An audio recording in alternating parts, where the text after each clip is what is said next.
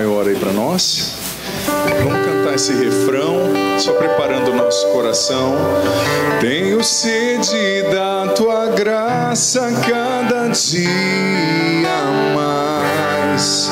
Sou mais forte, vou mais longe quando aqui. Com palavras de amor. É disso. Te adoro, Senhor. Hoje livre sou. Hoje livre sou. Meu tesouro, minha herança, meu supremo. O violão e com o teclado. Nem tribulações nem dor podem nos separar, e jamais irão romper o que o amor selou. Hoje livre sou. Meus queridos irmãos e irmãs, quem aqui almoçou? Levanta a mão. Quem aqui comeu com o padre? Você já ouviu esse ditado? Lá no Brasil, quando se come muito, o pessoal falou assim: comi com um padre. Eu acho que eu comi com uma lontra. Já viu aquele bicho da Amazônia chamado lontra, que devora tudo que está pela frente? Gente, sejam bem-vindos. Quem que está vindo só agora à tarde, que não veio pela manhã, levanta a mão por gentileza. Quem chegou só agora à tarde.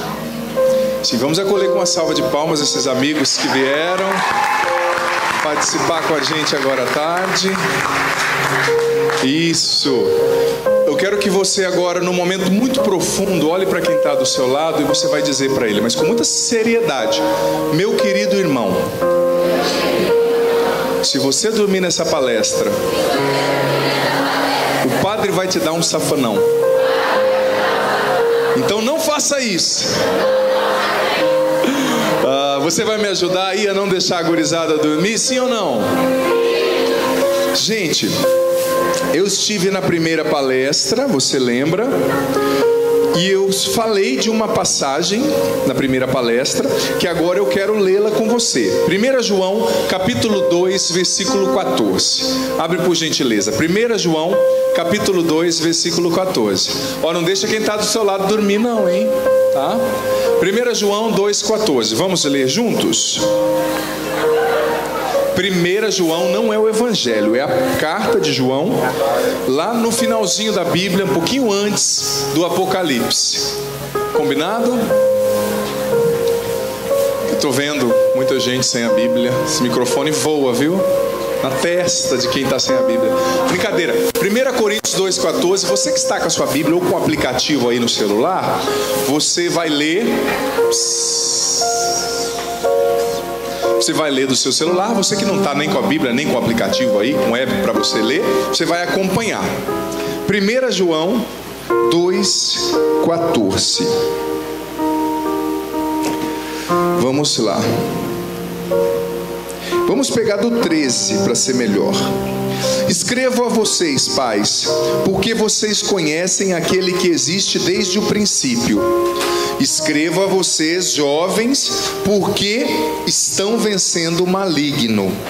Em outras traduções, o autor sagrado, essa tradução é da Pastoral, eu não gosto muito, para ser sincero, mas é a Bíblia que eu estou usando hoje. Em outras traduções diz assim: escreva a vocês, jovens, porque vós sois fortes e vencestes o maligno. Continuando, escrevi a vocês, filhinhos, porque vocês conheceram o Pai. Escrevi a vocês, pais, porque vocês conheceram aquele que existe desde o princípio.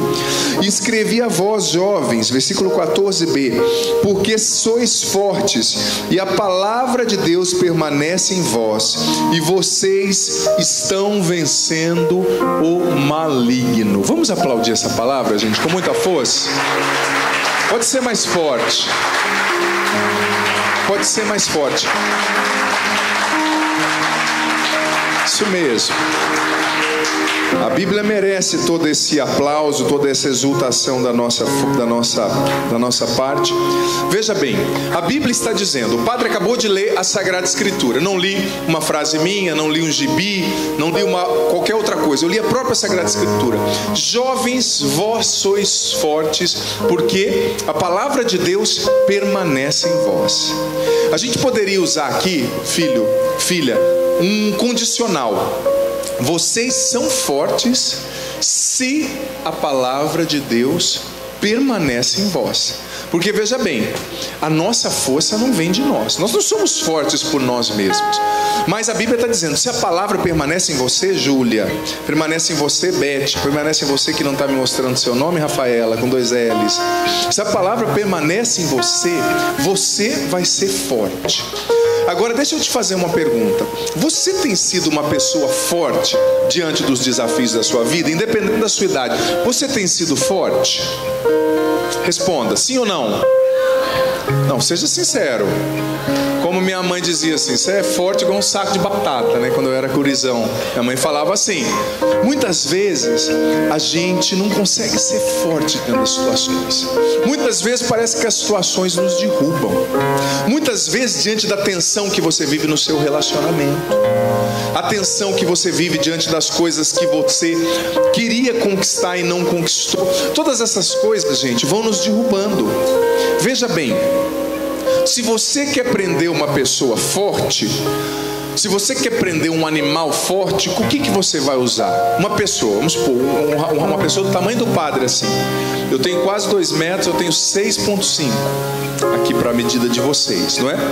O padre é bem alto. Você vai amarrar o padre com uma fita isolante ou aquela linhazinha de pesca, sabe, que a gente chama no Brasil de linha indiana. Você vai amarrar o padre com uma linha indiana ou com uma corrente? Por quê? Agora deixa eu te falar uma coisa. Se você passar a linha indiana do lado do padre 6.000 vezes, vai ficar muito mais forte que uma corrente, você sabia? Mais forte que uma corrente. Por quê? Porque às vezes o que rouba a nossa força, o que nos destrói, não são nem grandes coisas, não são correntes, não. São pequenas linhazinhas que vão passando do lado da gente. Uma mágoa que você guardou hoje, uma decepção. Você que é casada, por exemplo, mais velha, com o marido, com a esposa. Você que não rezou e guardou aquela coisa ruim e deixou de acreditar em Deus e falou mal de alguém. As pequenas coisas vão roubando a nossa força. E a gente vai ficando fraco. Mas nós seremos fortes se a palavra permanecer em nós. Eu li essa passagem porque nessa pregação eu quero falar um pouco desse livro que eu tive a oportunidade de escrever o ano passado, que se chama Como Controlar e Vencer a Ansiedade. 5 segredos para combater o mal do século, que é a ansiedade. Esse foi o 7º livro que o padre teve a graça de escrever. E, não, acho que eu não vou falar desse livro não, porque aqui não tem gente ansiosa, né? Será que tem alguém ansioso aqui? Tem ansioso? Claro que não, né? Jamais. Gente, você sabia? Sabe por que eu escrevi esse livro? Você sabia que no ano passado saiu a pesquisa da Organização Mundial de Saúde constatando que o Brasil já é o país no mundo no qual existe o maior caso, no mundo, os maiores casos de pessoas doentes por causa da ansiedade, sobretudo jovens. Jovens jovens de 10 a 18 anos, que é a faixa etária de muitos de vocês aqui, estão doentes por causa da ansiedade. Muitas pessoas perdendo a força diante da vida por causa da ansiedade, por causa da depressão, por causa do desânimo. E as estatísticas aqui também, onde vocês moram, são altíssimas. Ansiedade que gera depressão, ansiedade que gera um desânimo diante da vida, ansiedade que gera um descontrole emocional. Quantas coisas estão fazendo os jovens que são por natureza fortes se tornarem fracos? Muitas coisas. E aqui entra a ansiedade, e aqui entra o vício, e aqui entra a dependência afetiva, emocional. Esses dias uma menina me disse: padre, eu preciso de um namorado para eu ser feliz. Preciso. Me dá uma bênção, padre. A bênção de Santo Antônio. Eu falei: é de Santo Antônio ou a de Nossa Senhora dos Desesperados? Ela falou: essa daí, padre, tá difícil, padre. Eu preciso de um namorado para ser feliz. Eu falei: não, você não precisa de um namorado para ser feliz. Você precisa ser feliz para ter um namorado. Se você for achar que o teu namorado vai ser o motivo da sua felicidade, em primeiro lugar, coitado desse homem. vai morrer, né? Porque você vai mudar para a cabeça dele. Ai, você tem que ser tudo que eu quero, que eu espero, né? E fica tranquilo, os meninos. As mulheres as meninas não são exigentes. Elas só querem um rapaz legal, bonito, inteligente, que abra a porta do carro, que reze, que seja trabalhador, que saiba das coisas, que entende de informática, que acompanhe, que elogie, que lembre a data do namoro, que lembre o aniversário da mãe, que lembre o nome do cachorro, que converse, que passeie, que dê presente, que compre perfume, que seja cheiroso, bonito, cabelo cortado, sobrancelha acertadinha. Só isso. Então, os meninos, nada de pressão sobre vocês, tá? As mulheres são muito tranquilas, muito tranquilas.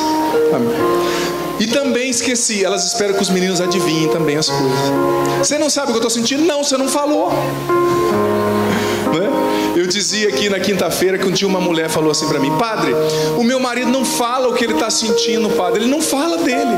Eu falei para ela, não é que ele não fala, ele não sabe o que ele está sentindo. Os homens não falam tanto. O diácono começou a falar, eu vou completar. Existe uma pesquisa que corrobora isso. Os homens não falam tanto porque a gente é estrangeiro no território da emoção. O homem não sabe o que ele está sentindo muitas vezes. Não é nosso falar do que a gente sente. Presta atenção. Se tiver 4 homens conversando, eles vão estar conversando de coisas. Se tiver 4 mulheres conversando, eles vão estar conversando delas, da vida delas, do filho, do marido, da vizinha. Da vizinha não, claro, jamais. Ninguém fala assim da vida alheia. Qual é a língua mais falada do mundo? Você sabe? Sabe qual é a língua mais falada do mundo? Vocês moram nos Estados Unidos, não sabem? O inglês? Não, mal da vida alheia. É a língua mais, em qualquer língua o povo fala mal da vida dos outros. Né? Você viu fulano querendo falar? Não. Um dia minha irmã me falou assim: aquela mulher aposta que não vale nada. Eu falei, por quê? Ela falou, olha o jeito que ela anda com a bolsa. Anda com a bolsa? Que é isso, mulher? Como é que você sabe disso? Eu sei, escreve. Eu falei, pra lá. Eu tenho 2 irmãs, 14 primas e 2 sobrinhas. Quase não tem mulher na família do padre, tá? Quase não tem. E tinha um primo que morreu de acidente, tadinho. Que são um acidente de carro. Assim, há muitos anos atrás, né? E eu digo para vocês, presta atenção, que vocês são uma bênção, né? As mulheres são uma bênção mesmo. Eu devo muito às minhas irmãs e à minha mãe. Me ensinaram muita coisa linda. Mas para dizer... O que eu estava dizendo?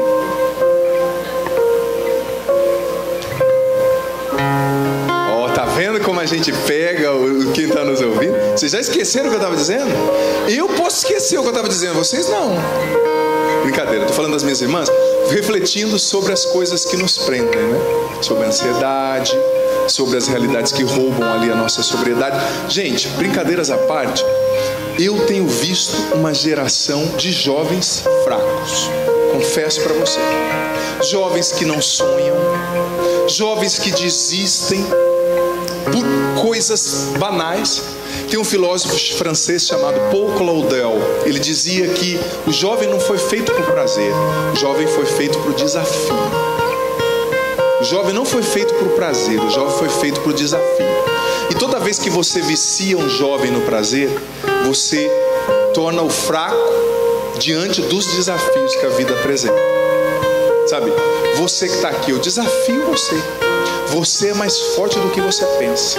Você pode vencer talvez a depressão, talvez a separação dos seus pais deixou você tão triste, ou a mudança que você teve que ter, a saudade de um familiar, não sei. Mas você é mais forte do que você imagina. Você foi criado por Deus por desafio. Talvez você está até viciado, não sei, em alguma coisa, mas a nossa sociedade tem tornado os jovens escravos do prazer. Do prazer. Do prazer. As pessoas, os jovens só querem prazer. Tudo que é difícil eles não querem. Mas veja bem, Deus te criou por desafio. E é no desafio que você vai se tornar feliz. Às vezes a gente se contenta com tão pouco e Deus quer nos dar tanto, gente. Às vezes a gente fica mendigando o amor dos outros, mendigando, e Deus quer nos dar tantas coisas. Como aquela história que eu costumo contar daquele rapaz. Eu acho que aquele rapaz era de Minas, viu? Um rapaz que eu conheci certa vez, de Valadares. Não sei se conhece alguém. Conhece alguém da região? Diz que o rapaz era de Valadares. Valadares, vem aqui, pá, dá uma benção na casa da gente, pá. Come um queijinho aqui com a gente, né? Aprendi a língua também de Minas, viu? Você acha que é só de São Paulo? Eu fui em Minas esses dias, fui em 4 casas, tive que almoçar 4 vezes. Problema de padre em Minas Gerais, que eu sempre, quando eu vou pra lá, eu volto 2,5 kg mais gordo, né? Doce de leite, pouquinho aqui, pá. O cara era mineiro. Lá em Valadares não, uma cidadinha lá perto, né? Valadares. Falou, vamos pescar? Falou pro compadre. O outro falou, vamos pescar. Vamos pescar no Corgo, não é córrego, não, é Corgo, né? Vamos pescar no corgo? Vamos pescar no corgo. O que você vai levar de isca? Ah, vou levar aqui uma massinha, um lambari. Já viu o lambari, aquele peixinho pequenininho, né? Coloca só a cabecinha do lambari para ficar de isca. Começou a pescar. Um compadre estava à direita e o outro à esquerda. O da esquerda jogou a vara, o anzol na água e ficou lá. Gente, não mexia. Você sabe que lá no Brasil eles pescam com aquela boinha, né? Na hora que o peixe fisga, a boinha afunda, ele puxa, né? Eu já pesquei uma vez um peixe desse tamanho, ó. Isso aqui era o olho do peixe, pra ser sincero. Verdade, verdade. História de pescador agora, viu? Mas o cara da esquerda estava lá e a boinha dele nem abaixava. E o da direita lá, 5 minutos na água. Pra ver quem tá acordado aqui. Puxou um peixe assim uns 600 gramas. Olhou pro peixe, o peixe olhou para ele, olhou pro outro compadre do lado, o outro compadre do lado. Não tava com inveja não, só tava admirando, né? Podia cair na água, esse peixe assim, todo assim feliz, pega ou não pego, né? Pensando. Pegou, olhou pro peixe, soltou o peixe do anzol e jogou na água. O compadre da esquerda falou: esse cara tá doido. A gente veio aqui para pescar, para ficar soltando peixe. Tá bom, né? Tem aquele respeito humano. Não vou falar nada para esse infeliz, não. Assim. Bem suado. Passou mais 5 minutos. O cara da esquerda, a boinha dele nem mexia. O da direita passou 5 minutos. Peixão de 1 quilo, gente. Nervoso. O problema do peixe é que eu acho que ele era corintiano, esse de 1 quilo. O resto, o peixe era maravilhoso. O cara, o pescador da direita, olhou pro peixe, olhou pro do lado, e o do lado só abençoando o irmão, né? Cai na água com as piranhas, te engole, seu infeliz. Eu não pesco nada.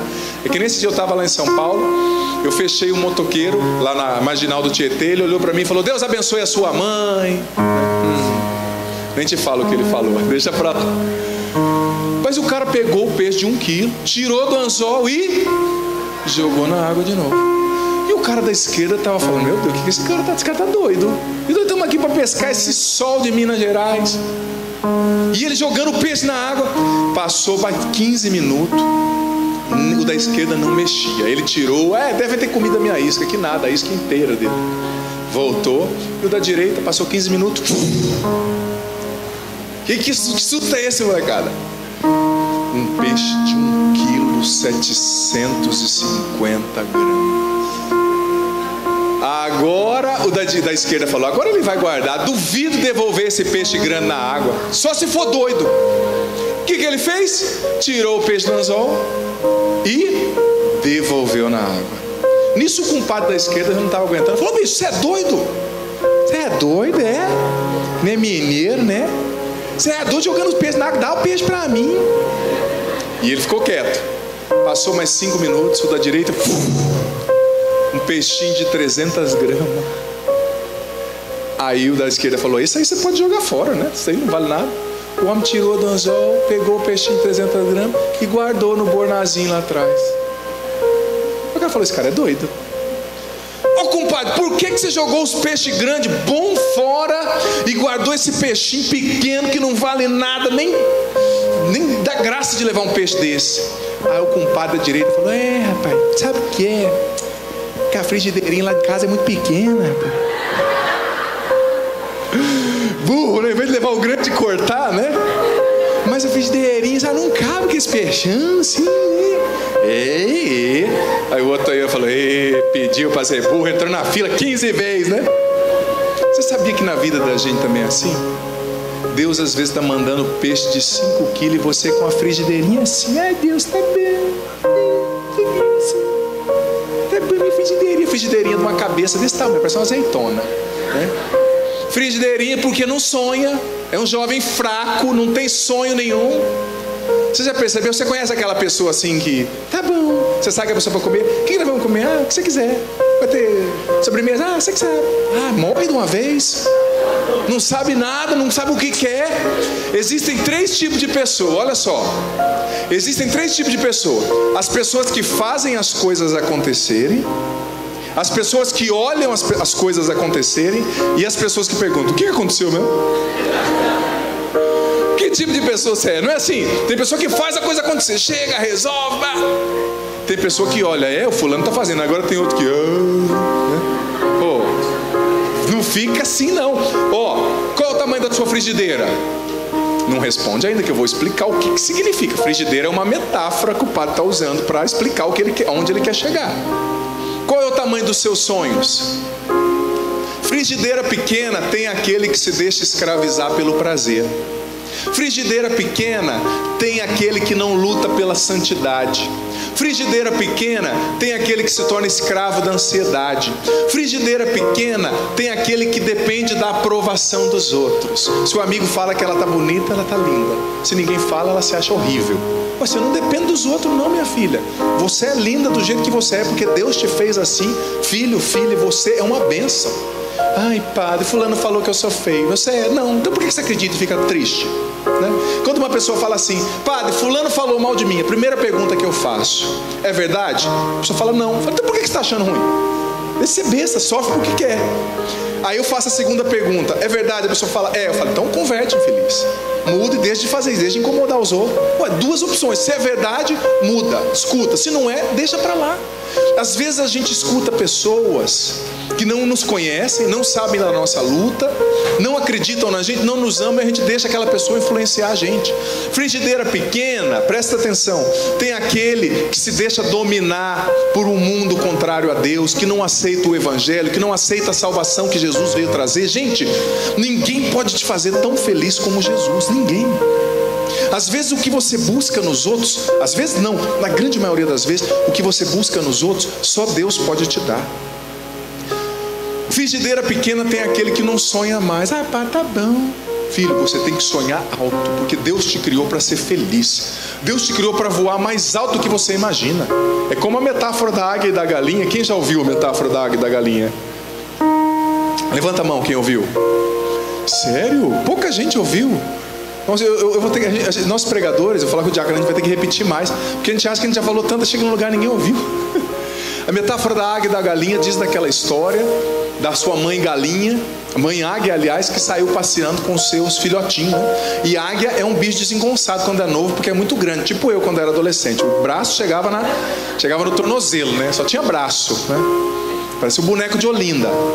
Aí a águia foi passear com as suas filhotinhas e perdeu uma filhotinha águia no meio da floresta. E saiu aquela águiazinha toda desconjuntada, devia ser corintiana também, toda desconjuntada. Os corintianos já estão querendo me pegar. Eles vão falar igual em São Paulo. Aí, mano, para de falar do Corinthians, tá ligado?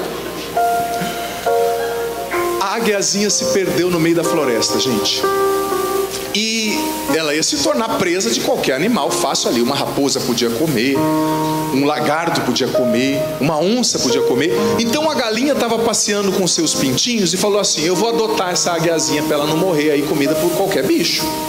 E adotou, e levou a águiazinha lá pro galinheiro. E foi aquela águiazinha desengonçada no meio dos pintinhos. Cada virada ela derrubava os irmãozinhos pintinhos tudo, né? Pá, que nem eu lá em casa antigamente. Chutava tudo, quebrava, batia a cabeça. Minha mãe falava, menina, você tem 2 metros, presta atenção, né? E a águia foi criada no galinheiro, foi educada no galinheiro, e ela foi ensinada a ser uma galinha. Só que quando a águia chegou na adolescência, perto da sua idade assim, quando ela teve a sua primeira menstruação naquela época ali, ela falou para a mãe, eu tô em crise. O que foi, filha? Tá nascendo muita espinha aí no seu bico? Não, mãe. Eu estava ontem olhando para o céu e vi uma ave voando alto. Mãe, eu queria voar igual aquela ave. Sabe que ave era? Uma águia. A águia é a ave que voa mais alto de todas, que voa no mais alto do céu. E ela disse, mãe, eu queria ser igual uma ave daquela. Mas ela era uma águia, só que ela foi criada como galinha. Sabe o que a mãe dela disse? Dando assim uma palavra de incentivo: deixa de ser besta, você é uma galinha. Ou seja, murchou. E sabe o que aconteceu com essa águia? Morreu no galinheiro, a vida inteira ciscando e comendo milho. Só que ela tinha sido criada águia. Quanta gente eu vejo que foi criada por Deus para ser águia e fica a vida inteira ciscando no galinheiro dos pecados, ciscando no galinheiro da tristeza, ciscando no galinheiro do apego, da depressão, da ansiedade, do desânimo, do ódio, da mágoa.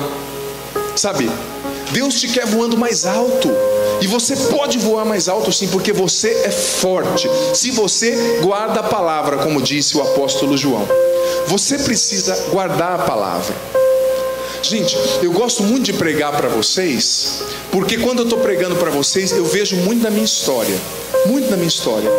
É interessante que quando as pessoas veem um padre pregando, falam assim: o padre é fácil, né? A vida dele foi sempre feita, né? Nasceu na igreja, tudo deu certo. E eu gosto muito de contar a minha história pessoal de vida, para as pessoas verem que todos nós enfrentamos dificuldade. Não tenho vergonha nenhuma de dizer. Onde eu vou, já falei nas revistas lá no Brasil, na televisão, em vários lugares, sabe? Porque, em primeiro lugar, eu valorizo muito encontros como esse. Porque eu vou ser sincero, quando eu cheguei no meu primeiro encontro como esse, eu tinha 16 anos quando me chamaram para fazer um encontro. Eu nunca tinha visto nada igual, nunca. Aí eu cheguei lá, o povo estava rezando, tinha um povo até rezando em línguas. Eu achei que eles tinham usado crack, né? Porque eu falei, os caras tão doidos. Eu falei, Jesus de Nazaré. Lembro como se fosse hoje. Eu falei, o que eles usaram, né? Foi feio o negócio. E eu fui no encontro, em primeiro lugar, porque a minha mãe rezou muito por mim, me falou, e porque um amigo meu me convidou. E vou ser bem sincero, eu fui por causa de uma menina na época. Vou ser bem sincero, né? Eu levo você a sério, então não vou ficar contando história. Só que eu fui no meu encontro com 16 anos, e você não imagina o que o padre tinha vivido antes de ir nesse encontro. Sou honesto em dizer, tenho uma família muito boa, minha família católica, me ensinou a rezar, me ensinou a ir à missa. Meu avô veio da Itália, por isso tinha aquela raiz de missa, aquela coisa de texto, sabe, própria dos italianos. Então ensinou minha mãe, meu pai, e me passaram isso. Só que infelizmente, gente, por causa de más companhias, por causa de pessoas com as quais eu andava, com 11 para 12 anos, não se assuste, porque infelizmente no Brasil as coisas são muito precoces nesse sentido. Eu comecei a usar drogas com 11 para 12 anos de idade. Estou falando da minha história. Sempre fui muito alto. Eu vejo que eu era um homem, um menino num corpo de homem, né? Tenho 2 metros, tenho barba desde os 13 anos, tenho barba fechada. Imagina, aquele menino precoce que cresce, perde as roupas, tudo, né? Eu tive, na época, uma namorada de quase 18, com 12 para 13, pra você ter noção. Porque era grandão e achava que abafava, né? Mas eu comecei a fumar maconha, sou honesto em dizer. Com 11 para 12 anos de idade, fumei muita maconha. E tem gente que fala assim: padre, maconha não tem nada de ruim. Eu falo, pra cima de mim não, vai falar isso para quem não usou. Maconha abre porta para muita coisa ruim. A maconha te deixa lazy, te deixa preguiçoso, você não estuda, você não faz nada. Eu fumei muita maconha. Com 12 anos eu comecei a fumar cigarro, 12 para 13, escondido dos meus pais, claro, meus pais não sabiam. Com 13 anos eu conheci a cocaína, comecei a cheirar cocaína. Eu fui jogador de handball no Brasil, não sei, vocês a maioria cresceram aqui, né? Mas no Brasil tinham muitos jogos escolares, né? Aqueles jogos que você viaja, fica semana em colégios jogando contra times das federações do estado, por exemplo. Eu sou do sul do Paraná. Então nós viajávamos para jogar. Eu jogava muito bem, fui campeão brasileiro infanto juvenil de handball, campeão paranaense, 3º lugar do campeonato internacional de Curitiba. Sempre fui alto, né? Jogava bem, era desengonçado, mas até que na quadra eu conseguia dar uma disfarçada, né? Na desengonçação não existe essa palavra não, estou inventando agora, tá? Enfim, com 14 anos eu comecei a usar outros tipos de droga. Eu conheci haxixe, comecei a cheirar tiner, éter, benzina, cloriforme, fumei pasta base de cocaína, que é o extrato que faz o crack, né? Você não precisa aprender essas coisas não, mas eu infelizmente aprendi porque eu usei, né? E quando chegou aos 15 anos, chegou num ponto que eu não conseguia mais esconder dos meus pais. Eu conseguia esconder porque meu pai viajava, meu pai era caminhoneiro, viajava o Brasil inteiro para sustentar a família, né? E eu fui criado com a minha mãe, com as minhas 2 irmãs, eu sou o caçula. E a minha mãe muito ocupada com as minhas irmãs, na idade de namorar. Eu tenho uma irmã mais velha que era muito bonita, foi modelo e tal. E minha mãe não por mal, tadinha, ela me amou muito, mas eu era o ser estranho ali, né? Tinha um monte de mulher lá em casa, minhas primas, vizinhas, tudo ia lá. E eu era o ser estranho, minha mãe teve um pouco de dificuldade de usar, de lidar comigo, de me educar. Mas ela fez o melhor que ela podia. Quando eu cheguei aos 15 anos, eu fui jogar num campeonato em Cascavel, na divisa com o Paraguai, quase ali, entre Paraguai e Argentina, no sul do Paraná, sudoeste.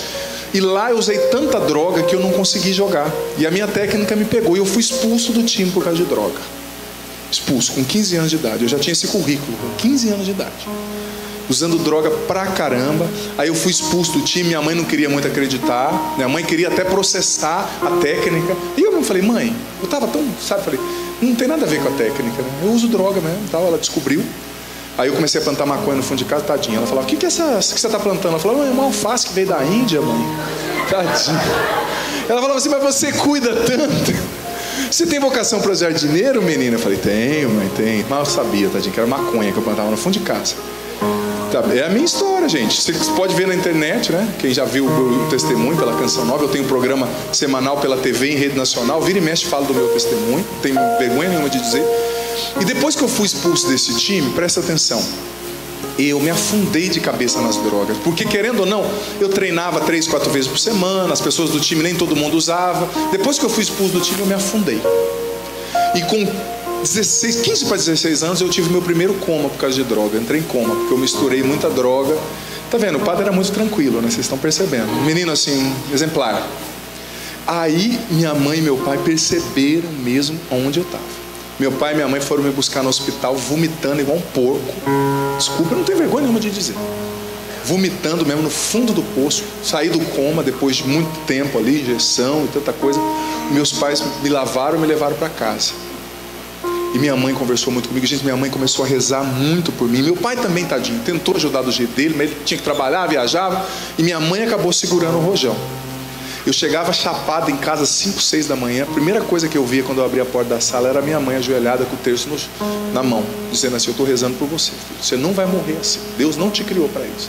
Eu confesso que eu olhava e via umas 3 da manhã e falava, qual de vocês e minha mãe aí? Chapado, né? Chapado. E depois, quando eu fiz 16 anos, eu tive um amigo que cresceu comigo, que foi assassinado com 3 tiros na cabeça. Essa é a minha história. Que cresceu na época, foi ali conhecido, né?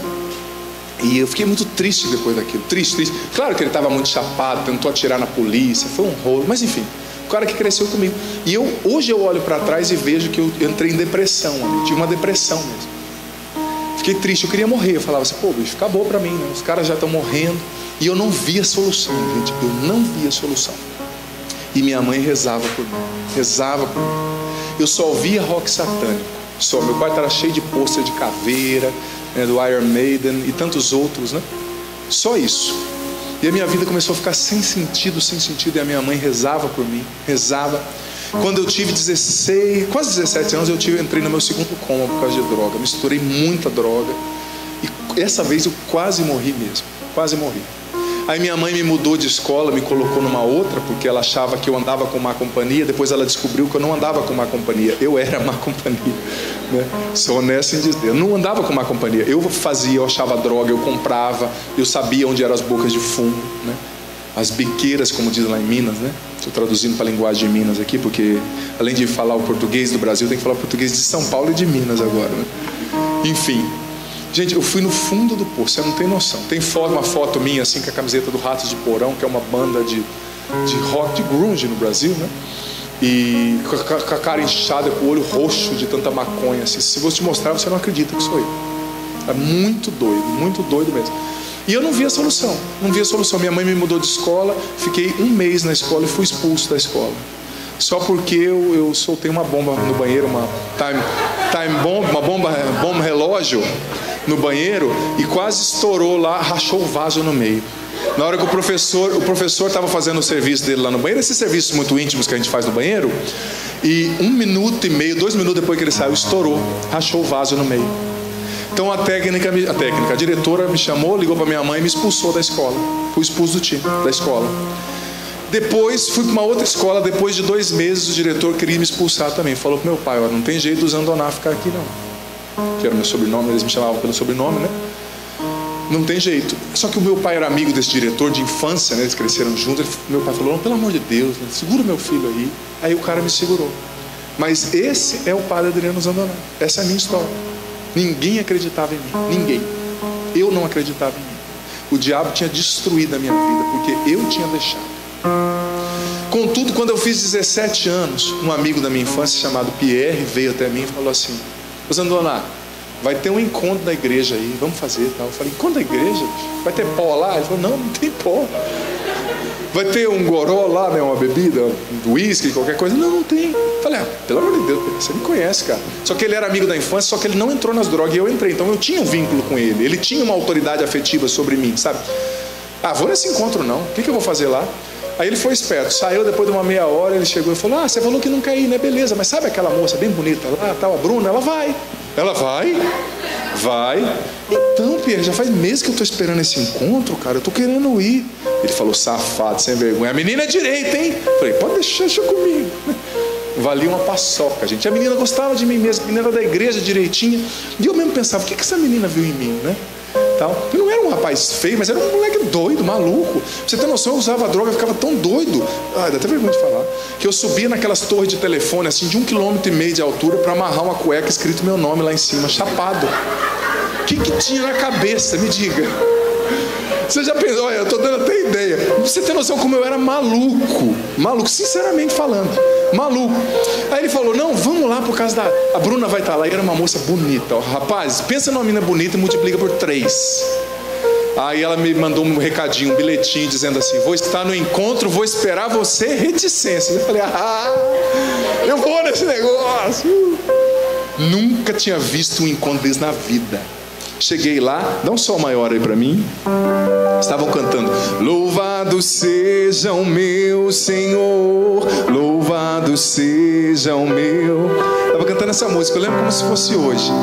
Aí eu falei, caramba, né? Louvado seja o meu Senhor. Tá bom, louvado seja. Aí cheguei lá, o povo falando, amor de Deus e tal, e a menina do meu lado. Eu não sabia o que fazer. O que ela fazia, eu fazia. Ela fazia assim, fazia assim. Ela pegava o texto, ela me deu um texto de madeira, né? Eu pegava e tal. Aí ela, você tá feliz de estar aqui? Eu olhava ela de cima e embaixo e falava, tô. Falei assim, essa menina tá no papo. Olha como eu pensava na época. Gente, e nada me tocava no encontro. Falaram lá que Deus ama você. Tá bom, conversa com a minha mão aqui, tá? Não sei o que tem, o pecado. Pecado na casa do chapéu, como diz lá na minha terra. Nada me tocava. Só que do sábado, depois do almoço, chamaram um rapazinho para pregar lá. O jeito que o menino pegou no microfone assim, eu falei, o maluco conhece o outro a quilômetros, né? Falei, esse pregador é diferente. Ele chegou assim, deixa eu dar uma ideia em vocês aqui. Eu falei, o cara era um ex-traficante que foi liberto por Jesus, tinha se tornado pregador, mas tinha aquele jeitão ainda, né? Gente, aquilo mexeu comigo de uma tal maneira, você não tem noção. Por isso que eu não tenho vergonha de falar da minha história em qualquer lugar. Se não quiser que eu fale, não me chame. Sabe, porque só quem teve no fundo do poço sabe a história de ouvir alguém que teve lá e conseguiu sair. Só quem teve. E eu nunca vou esquecer onde eu estive. E a hora que eu vi aquele cara falando, eu falei, bicho, esse cara é mais doido que eu.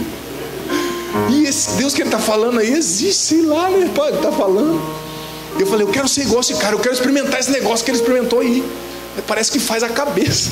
Eu era meio doido. Só que ele estava falando do Espírito Santo. Quando ele foi batizado do Espírito Santo, eu falei, gente, eu quero sentir o que esse cara falou. Sabe? E depois ele saiu, terminou a pregação, falou, agora o Santíssimo vai vir aqui. E eu sabia o que era o Santíssimo. Não sabia, nunca tinha visto. O Santíssimo é Jesus na Eucaristia, né? Tal. Eu não sabia que era a hóstia que você comungava na missa. Aí de repente, antes de vir o Santíssimo, veio um ministro, um negão do meu tamanho, com a vela assim. Todo mundo ajoelhou. Eu falei, pô, isso aí que é o Santíssimo? Achava que o Santíssimo era um negão. Sério. Eu achei um negão. O braço do negão era a minha perna, gente. Ele olhou pra mim, eu já ajoelhei na hora. Falei, ô negão, se o que o senhor quiser, eu peço. Falei, o murro do negão desse aqui me mata. O Santíssimo, o negão assim, um beijo tão forte, aquela cara de bravo assim. Eu falei, Jesus, o que esse Santíssimo pedir? Só que depois veio o Santíssimo. Só que eu não vou entender que o Santíssimo era a hóstia consagrada. E todo mundo foi lá para frente e ajoelharam, e expuseram o Santíssimo, e oração para lá e oração para cá. E a menina olhou para mim assim, vamos lá para frente comigo. Eu falei, ai Jesus, essa menina tá custando caro. Já perdi a paciência. Falei, caramba. Chegou lá e ajoelhou, só que eu não sabia o que fazer. Aí todo mundo olhando para Jesus na Eucaristia, né, pro Santíssimo, o povo chorando. Eu falei, caramba, o que eles estão olhando? Olhando pro chão, né, não sabia. Aí de repente eu falei, quer saber de uma coisa? Eu vou olhar pro Santíssimo também. Resolvi olhar para Jesus. Que besteira que eu fiz. A hora que eu percebi, já fazia quase uma hora que eu estava ali chorando também. Jesus olhou para mim, né? Eu olhei para ele. Eu cheguei lá como filho pródigo, o evangelho de hoje. Sujo, machucado, ferido, gastei todos os meus bens. Abandonei Deus e Jesus me acolheu com um abraço. Gente, a hora que eu olhei para o Santíssimo ali, algo aconteceu. Algo aconteceu comigo. Parece que 5.000 quilos saíram das minhas costas, você não tem noção. Aí vieram, aquele negão lá rezou por mim, pediu o batismo no Espírito Santo. Eu fui batizado no Espírito Santo, repousei, senti o amor de Deus como eu nunca tinha sentido. E eu tinha certeza, a hora que eu levantei daquele chão, que eu nunca mais seria a mesma pessoa. Nunca mais, sabe? Levantei daquele chão assim, cheio do Espírito Santo. A Bruna olhou para mim, eu passei até direto. Eu não queria nem saber da Bruna. Foi tão forte o que eu senti no meu coração. Aí no domingo eu voltei para o encontro, o pessoal falando, e ninguém precisava me explicar mais nada, porque é assim, quando você recebe o Espírito Santo, você entende a palavra diretamente, você entende do que Deus está falando, você escuta Deus dentro de você, sabe? Gente, e eu comecei uma vida nova, não foi fácil, eu vou ser sincero para você. No outro dia um amigo meu, maluco, cabeludão, me chamou para fumar maconha, e tinha um pó também com eles, andou na cheira aí um pó. Eu, não, tô de boa, você já fez a cabeça? Ele falou, eu já fiz, falei para ele, só que ele não sabia que eu tinha feito a cabeça do Espírito Santo, né? Eu vou falar com o termo que eu falava na época, que a minha parada já era outra. Gente, e eu fiquei doido. No terceiro dia eu estava tremendo de vontade de voltar a usar droga, porque é muito difícil, eu vou ser sincero para você, quem usou tanto que eu usei. E ainda Deus fez um milagre em mim, porque eu não fui nem para a clínica. Eu precisava, se for ver humanamente falando, não fui para a clínica, mas eu comecei a ficar desesperado de vontade de usar. E eu olhei para a beirada da cama do meu quarto e vi um terço azul que meu pai tinha me dado. Olhei pro texto, o texto olhou para mim e falei, pô, é muita bolinha, não vai encarar não. Falei, não vou. Peguei o texto, ajoelhei e rezei um terço inteiro. Vou ser sincero, comi uns glória, uns creio, umas coisas lá, mas o básico do texto eu rezei, né? Gente, a hora que eu acabei o texto, parece não, Nossa Senhora veio e tirou aquela vontade de usar droga que estava voltando. E eu lembro como se fosse hoje, eu tinha 17 anos, estava ajoelhado no meu quarto e olhei pro espelho da penteadeira, assim, do armário, e vi a mim mesmo e falei para mim, olhando pro espelho, Adriano, você nunca mais vai dormir sem rezar um terço. E todos os dias eu rezava. E foi a oração do terço que me deu força para superar, sabe? Comecei a participar do grupo de jovens, parei de andar com os malucos, porque infelizmente no nível que eu fui, gente, eu via o movimento sem ninguém me falar. Eu chegava num lugar, eu já via uma boca de fumo, já via um cara que tinha usado, ninguém precisava falar. Eu já sabia, porque infelizmente existe um submundo no mundo, né? E quem viveu essa vida sabe do que eu estou falando. Você vê o movimento, né? Mas eu comecei a ir para a igreja, comecei a participar de encontro, e com 6 meses eu já estava no encontro dando meu testemunho. Horrível, diga-se de passagem, porque eu falava muita gíria, falava palavrão, imagina, o cara com a vida que eu estava. Aí, mano, tá ligado? Deus é da hora, o bagulho é louco, eu falava. E o pessoal, se eu quiser, o padre da minha cidade, que sabia da minha história, falou, não, vou ter paciência com esse cara, que é melhor ele aqui do que lá na rua, fazendo o que ele fazia. E ninguém imaginava que eu ia ser padre, que eu tinha vocação, nem eu imaginava, gente. Nem eu, mas eu vim participando do grupo e rezando todo dia, comecei a me confessar todo mês, comecei a estar diante do Santíssimo, todos os dias eu ficava no mínimo 20 minutos diante do sacrário na minha paróquia, e Deus foi me transformando de uma tal maneira, joguei os pôsteres de rock satânico do meu quarto fora, coloquei a imagem de Nossa Senhora Aparecida, ganhei os CDs do Padre Marcelo na época da minha avó, e Deus, queimei os pés de maconha no fundo de casa, né? E Deus começou a me transformar. Tive 2 namoros lindos na igreja. E depois do meu último namoro, quando eu tinha 19 anos, eu falei para a minha namorada, olha, eu preciso dizer uma coisa para você. O problema não é você, mas o amor que tem dentro de mim é grande demais para uma mulher só. Eu não sei o que está acontecendo. Ela me olhou, era muito religiosa, mas brava. Nossa. E lutava judô ainda. Meu Deus. Ela olhou para mim e falou assim, se for para perder para Deus, eu aceito. Mas se tiver outra mulher, eu te arrebento. Não tem. Não tem outra mulher, não. Eu estou sentindo Deus me chamar. Gente, e eu fiz o meu caminho vocacional, entrei na Canção Nova. Estou na Canção Nova há quase 15 anos. Sou padre há quase 8. Não tenho vergonha da minha história. E estou aqui para dizer para você que o jovem pode se libertar de qualquer coisa. E que você é mais forte do que você imagina. Porque eu fui com Jesus, guardando a palavra. Eu fui guardando a palavra. Eu sou honesto em dizer que para mim ainda hoje é difícil olhar para trás, sabe? É difícil olhar para trás e perceber, por exemplo, né?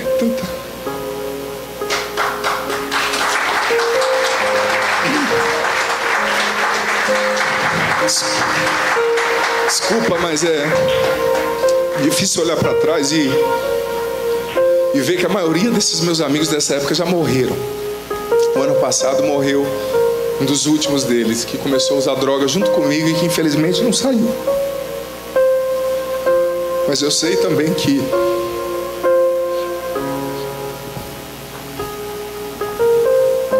eu consegui ajudar muitos daquela época a saírem, né? Obviamente. E hoje tenho a oportunidade de ajudar muitos outros, né, que vivem isso. E sou muito grato a Deus por Ele ter me dado uma nova chance. E eu vou ser sincero, eu descobri a minha vocação. Não é que eu escolhi ser padre, não. Eu descobri que Deus tinha me feito para ser padre. E que todo aquele pecado, vício que eu tinha vivido estava sufocando a minha vocação, sufocando a minha vida. Mas que quando eu tirei aquele entulho, a minha verdadeira essência veio à tona. Como eu disse, é triste olhando para vocês aqui, porque eu lembro, né, dos meus amigos, eu lembro das coisas que eu vivi. Infelizmente alguns não tiveram força para sair, sou honesto em dizer, mas muitos tiveram. E eu disse para Deus, quando eu me ordenei padre, que quando a gente está sendo ordenado padre é um ritual muito bonito, que a gente deita no chão, e depois que o bispo canta, que se canta a ladainha, a gente levanta. E esse deitar no chão significa que o homem que está ali, o Adriano, morre e fica naquele chão. E quem levanta é o Cristo Jesus, que vai viver no Padre, que vive em mim, que batiza em mim, que prega em mim, que abençoa através de mim. E quando eu deitei naquele chão, eu falei para Deus que eu queria mesmo morrer ali, para que Ele vivesse em mim, que eu queria ser um instrumento dele para tirar muitos jovens que estavam nessa vida, como um dia eu estive. E eu sei que o Senhor tem me atendido. E por isso eu digo meu testemunho para você, filho, filha. Talvez você não viva isso, você nunca viveu, mas para dizer que Deus quer contar com você. Deus escolheu você, porque eu só me libertei porque tinham jovens naquele grupo, naquela experiência de oração, naquele encontro, trabalhando, pregando, cantando. Senão eu não teria saído.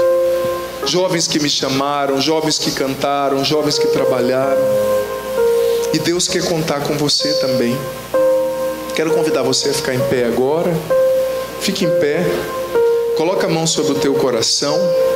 Isso, coloca a mão sobre o teu coração. Quero pedir mais uma vez que você feche os seus olhos.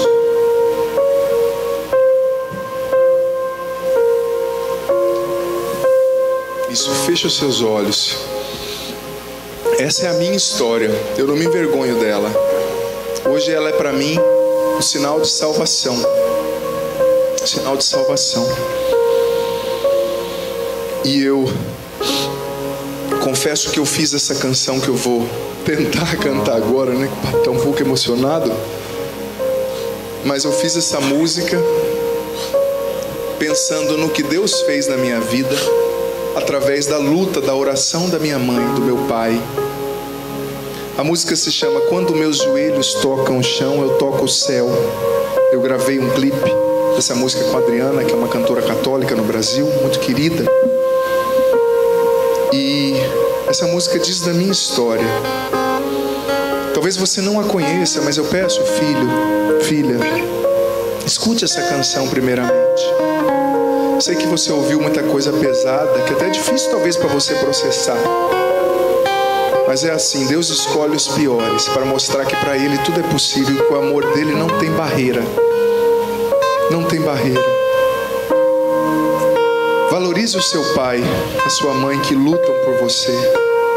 Valorize os teus amigos de verdade que querem te levar para Deus, que como o diácono dizia, não são filisteus, mas querem te levar para Deus. Querem te levar para o bem. Você nasceu para dar certo, filho. Você nasceu para ser feliz. E o ladrão, o diabo, veio para roubar, matar e destruir. Mas Deus veio para que você tenha vida. Do que você precisa ser liberto hoje, filho, filha? Talvez uma ansiedade crônica, um vício na internet, uma dependência afetiva, vício de pornografia, impureza que destrói a sua alma. Talvez droga, cigarro, bebida, mentira. O Senhor pode te libertar. Quando o sofrimento me visita e a derrota afronta a estrada dos meus sonhos,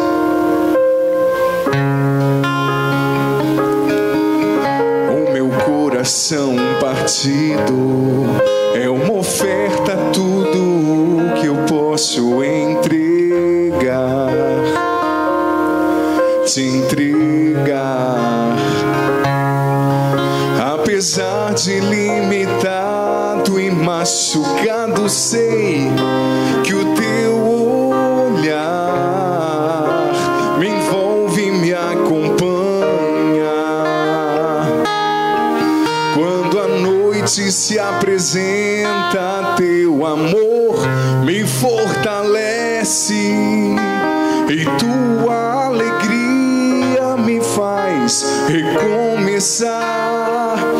Minha alma anseia por teu nome, te adoro com todo o meu ser. Minha dor, meu respirar, minha oferta é simples e pequena. Dou-te minhas mãos cansadas, meu louvor, minha verdade. Quando meus joelhos tocam o chão, eu toco o céu. Apesar de limitado e machucado, apesar de limitado e machucado, sei que o teu olhar me envolve e me acompanha. Quando a noite se apresenta, teu amor me fortalece e tua alegria me faz recomeçar. Minha alma anseia por teu nome, te adoro com todo o meu ser. Minha dor, meu respirar, minha oferta é simples e pequena. Dou-te minhas mãos cansadas, meu louvor, minha verdade. Quando meus joelhos tocam o chão, eu toco o céu. Deus da minha vida, com a minha alma eu vou te adorar. Santo, Santo, Deus da minha vida, com a minha alma eu vou te adorar. Santo, Santo. Levanta os seus braços agora. Canta isso, filho. Deus da minha vida, levanta bem os seus braços. Com a minha alma eu vou te adorar. Santo, Santo. Exaltemos o Senhor pelas maravilhas que Ele fez em mim e que Ele já está fazendo em você. Deus da minha vida, com a minha alma eu vou te adorar. Santo, Santo. Cante. Deus da minha vida, com a minha alma eu vou te adorar. Santo, Santo. Cante. Deus da minha vida, solta a voz. Com a minha alma eu vou te adorar. Santo, Santo, Santo. Canta isso para Jesus. Deus da minha vida, com a minha alma eu vou te adorar. Santo, Santo. Deus da minha vida, cante. Deus da minha vida, com a minha alma eu vou te adorar. Santo, Santo, Deus, Deus da minha vida, com a minha alma eu vou te adorar. Canta pra Deus, solta a voz, mais forte, mais forte. Santo, Deus da minha vida, Deus da minha vida, com a minha alma eu vou te adorar.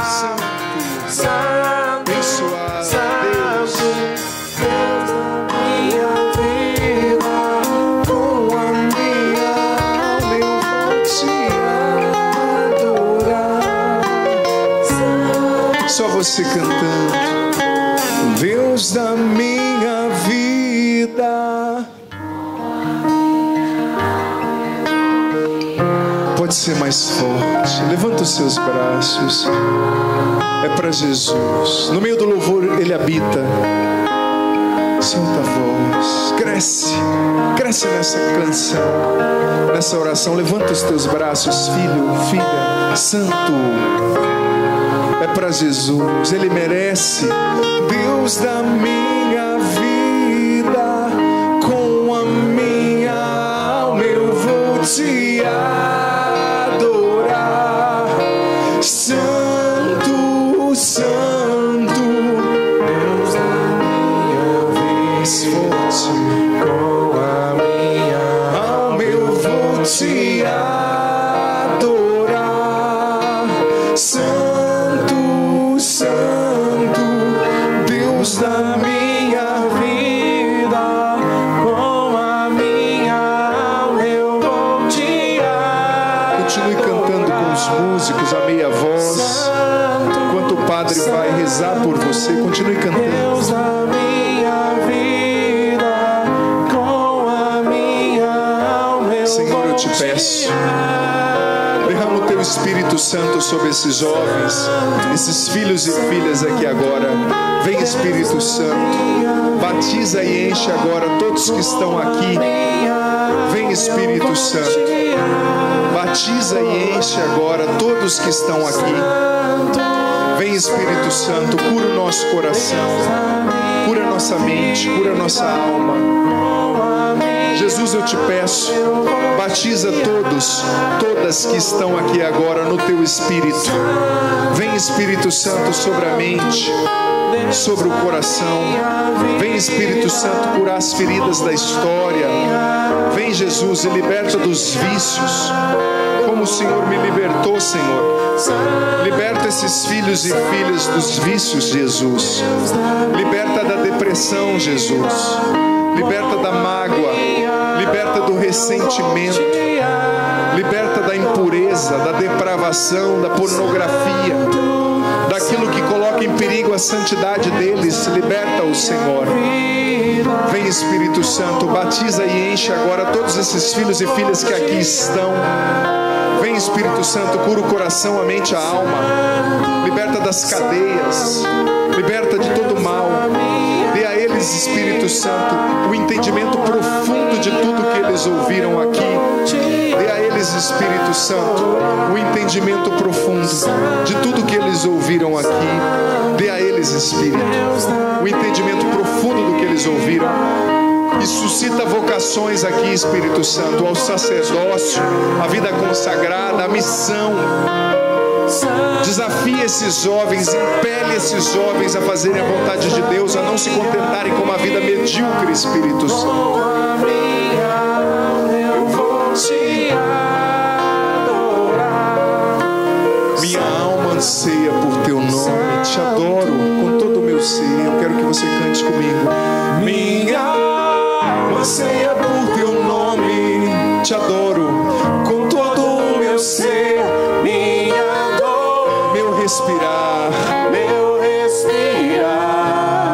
oferta é simples e pequena.